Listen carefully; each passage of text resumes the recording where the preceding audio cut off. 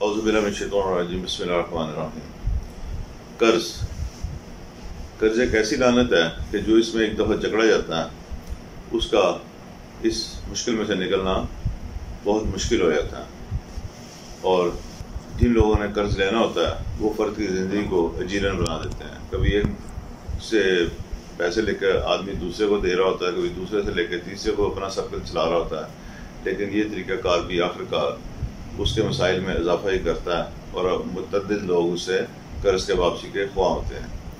ऐसा आदमी जो कर्ज़ के जाल में जकड़ा गया हो वो सूरह आले इमरान की आयत नंबर 26 और 27 को रोज़ाना 21 बार पढ़े। पढ़ने का वक़्त बाद इशा का है और जब आप पढ़ाई करें तो बावजू होकर पढ़ाई करें, लिबास आपका पाक साफ हो और सुन्नत नबी पर अमल करते हुए हल्की फुल्की खुशबू भी ज़रूर अपने आप को यानी कि जिस्म को लगा लें, या जहाँ पे आप पढ़ाई कर रहे हैं उसमें कोई अगरबत्ती या कोई ऐसी चीज़ इस्तेमाल कर लें। ये अमल आपने मुसलसल करना है तावक्ते के आप पे जो कर्ज़ की मुश्किल आई हुई है ये दूर ना हो जाए।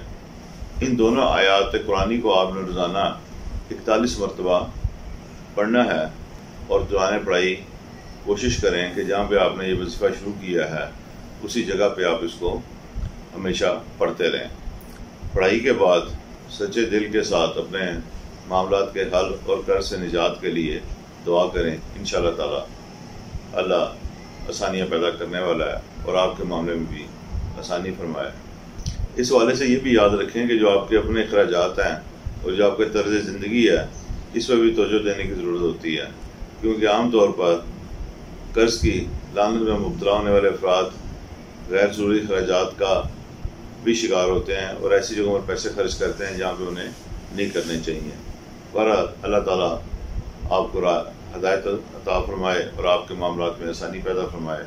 अब तक के लिए इतना, इंशाअल्लाह ताला दोबारा मिलेंगे, तब तक के लिए इजाज़त। अल्लाह हाफ़िज़।